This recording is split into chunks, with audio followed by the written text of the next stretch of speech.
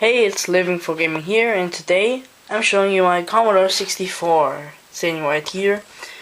Of course, my actual TV is back here, but I like having 8-bit consoles like Commodore 64 or NES, which I will explain later.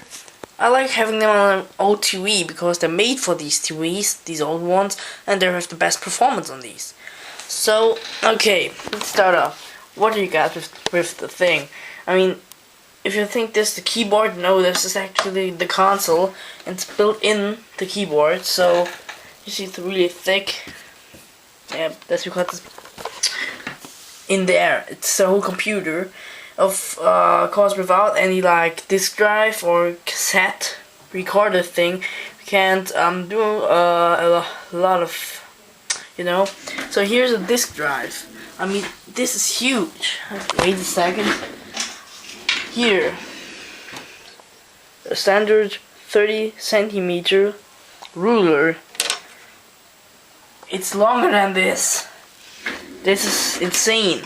And I also got a cassette deck, or what was it called?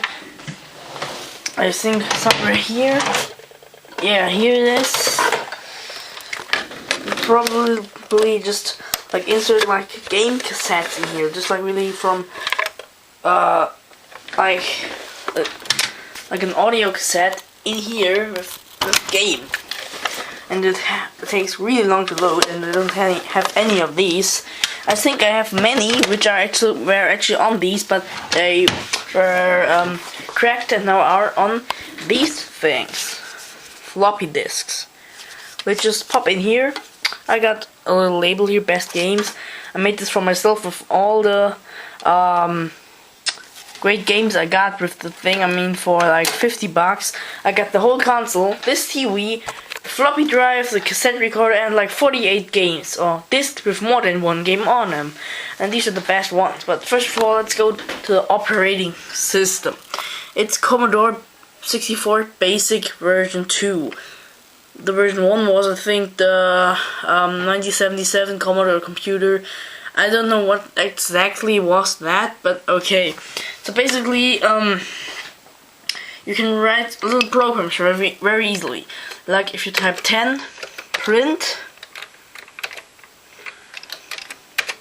like, and now in brackets what you, not brackets, marks what you wanna, this thing not to print but to write on the screen, like hello, like that. Then 20, go to go to 10. Should do it, I hope so. Hello, hello, hello, hello. He's constantly writing. Alright, so yeah, let's reset this. Oh yeah, this button is actually not there. It's by the previous owner who made this. So if you insert the game in the first floppy drive, because you can have 2 or 3 or something, type load. Then what's the game's called? Like Pac-Man. I got Pac-Man on there. Commodore Pac-Man is cool. And then for floppy drive, type -8 and -1 if it's the first floppy drive, because you can have, like as I said, 2. If you don't do this thing right here, he probably thinks that it's a cassette, so he will try loading from the cassette. So you really gotta know what to type to really run it, so it's not like user friendly, but let's do it. He's searching for Pac-Man. This might take a while. Let's just, when it's finished loading, I'll be back. So here we go, it's loaded. I mean, it's first of all searching for the game, then it's loading it, and then it's ready. It's not like loading it because it just loaded. No, that's too convenient. I mean, it just says, yeah, I'm ready to run this thing, and you have to type run to fucking run it. I mean, yeah. The Commodore 64 is so convenient, but it's an awesome game system. So let's go to the controller before we run the game. So for controller ports on the side, here you got 2 controller ports, always 9 points, ports, which you also find on the Mega Drive, and Mega Drive and Atari 2600. So I'm using my Atari 2600 controller for this. Some games require you, for first player, not to plug in the first player port, no, to plug in the second player port, like Pac-Man. If you have it in the first player port, like if you push any button or direction, the game will reset if you're running it. So that's really weird. So you have to put it in here. Wait. Okay, it's in here, and what's really weird, sometimes if you push buttons... Wait... No, nothing happens now. But sometimes on the first player port, if you plug it in and push the buttons, it will actually make some characters from the keyboard. But now let's run this. So here we go, Pac-Man. And just play it, and you now can play it. Hear it? It's just awesome. Yeah, of course, playing with one hand is shit. Right here. Probably get a tripod or something. But that's just your average Pac-Man game. Normal Pac-Man Ace, normal Pac-Man Ghost, except of the green one. The real sound from the real game. It's getting faster, and it's just fun. It really is fun. It's actually just like the arcade version of Pac-Man, not like the Atari 2600 version, because that one was some serious shit. But yeah, that's it for Pac-Man.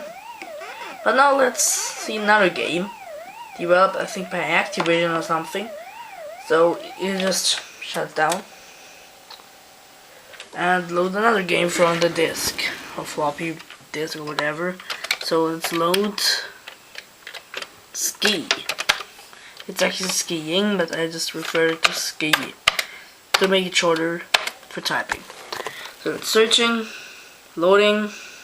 I think this one's like some games see it's like so the thing here just like loads faster. It just depends on how fast or how much memory the game has. So I think the Commodore is just like a 1 megahertz processor. So from today's standard, where I think 1.6 gigahertz is like a nothing for good computers, yeah, that's really some cool thing. So let me fire this up, and so here we go. Yeah, so it's like basic skiing game. Press F1 for one player, and here we go. This one got some really good soundtracks, but yeah, no, on the video it's not that good because it's of course not a flat screen TV. It's one of these old ones, so you have this flickering. Hey, now it's ending. Now listen to that theme song.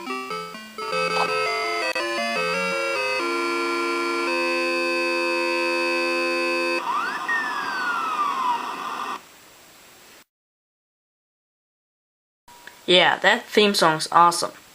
So that's probably it. I just wanted to give you a little overview about the whole system itself, and how it plays, and how loading and playing the game and programs is. So I just have to say, see you next time.